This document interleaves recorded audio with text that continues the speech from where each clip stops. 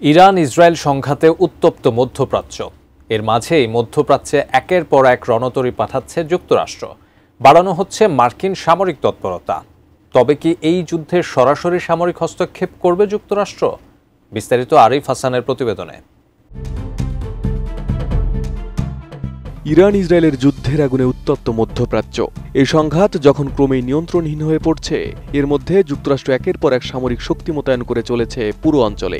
যুদ্ধজাহাজ, পারমাণবিক রণতরী, F-16, F-22 থেকে শুরু করে বিমানবাহী রণতরী, সবকিছুই যেন যুদ্ধের জন্য প্রস্তুত।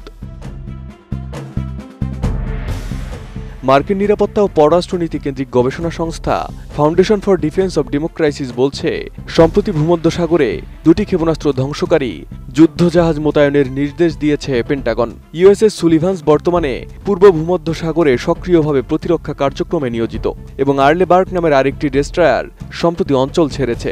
এছাড়া ইউএসএস কার্ল ভিনসন এবং ইউএসএস নিমিৎজ, এই দুই পারমাণবিক শক্তিচালিত বিমানবাহী রণতরী এখন আরব সাগর ও মালাক্কা প্রণালীতে অবস্থান করছে এবং ইউএসএস জেরাল্ড আর ফোর্ড ইউরোপীয় অঞ্চলের দিকে অগ্রসর হচ্ছে।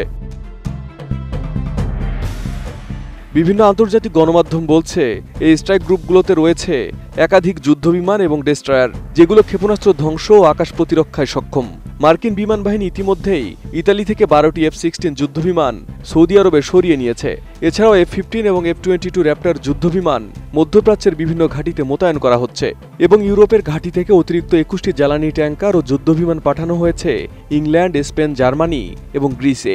সামরিক বিশ্লেষকগণ এই উড্ডয়নকে অস্বাভাবিক সামরিক প্রস্তুতি হিসেবে আখ্যায়িত করেছেন। মোনালিসা হেভি ফ্লো 15 পিস প্যাকেটের সাথে 8 পিসের একটি প্যাকেট একদম ফ্রি। আন্তর্জাতিক গণমাধ্যমগুলো বলছে, মার্কিন ডেস্ট্রয়ারগুলো এখন ইসরায়েলমুখী ইরানি ব্যালিস্টিক ক্ষেপণাস্ত্র প্রতিরোধে সক্রিয়। ইসরায়েলের আকাশ প্রতিরক্ষা ব্যবস্থা জোরদার করতে ইতোমধ্যে Patriot missile system 3rd battery মধ্যপ্রাচ্যে মোতায়েন করেছে যুক্তরাষ্ট্র। 2023 সালে যুক্তরাষ্ট্র ইসরায়েলে প্রায় 100 সেনাসহ একটি 3rd ইউনিট পাঠিয়েছিল। এটি হাই অল্টিটিউডে অর্থাৎ উচ্চ উচ্চতায় শত্রুর ক্ষেপণাস্ত্র ধ্বংস করতে সক্ষম। বর্তমানে মধ্যপ্রাচ্যে যুক্তরাষ্ট্রের অন্তত 19টি সামরিক ঘাঁটি রয়েছে। এর মধ্যে 11টি অস্থায়ী আর 8টি স্থায়ী ঘাঁটি, যার মধ্যে জর্ডান, ইরাক, সিরিয়া, মিশর, সৌদি আরব, ওমান, কুয়েত, কাতার, সংযুক্ত আরব আমিরাত এবং তুরস্কে ঘাঁটি গেড়েছে যুক্তরাষ্ট্র। এর মধ্যে সবচেয়ে গুরুত্বপূর্ণ কাতারের আল উদেইদ এয়ারবেজ, বাহরাইনের নৌঘাঁটি এবং কুয়েতে ও আমিরাতে যুক্তরাষ্ট্রের স্থায়ী ঘাঁটি।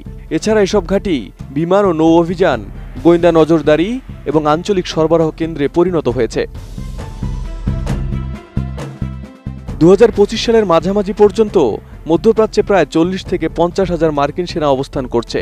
সর্বাধিক সেনা মোতায়েনকৃত দেশগুলো হল কাতার, বাহরাইন, কুয়েত, সংযুক্ত আরব আমিরাত এবং সৌদি আরব। বিশ্লেষকদের মতে, এই পরিমাণ সামরিক প্রস্তুতি কেবল প্রতিরক্ষা নয়, বরং যুদ্ধের আগাম প্রস্তুতির ইঙ্গিত। যুক্তরাষ্ট্র প্রকাশ্যে কোনো যুদ্ধ ঘোষণা না করলেও তারা কৌশলগতভাবে এমন এক অবস্থানে পৌঁছে গেছে, যেখান থেকে মাত্র একটি সিদ্ধান্তেই তারা পূর্ণমাত্রায় সংঘাতে জড়াতে পারে। তবে এটাও বলা হচ্ছে, এই শক্তি প্রদর্শনের মাধ্যমে ট্রাম্প প্রশাসন ইরানকে আলোচনার টেবিলে বসাতে চাচ্ছে। সামরিক বিশ্লেষকরা মধ্যপ্রাচ্যে যুক্তরাষ্ট্রের এই সামরিক তৎপরতাকে শুধু নিছক প্রদর্শন নয়, বরং শক্তি, চাপ ও কৌশলের সংমিশ্রণ হিসেবে দেখছেন। Arif Hasan, ATN news.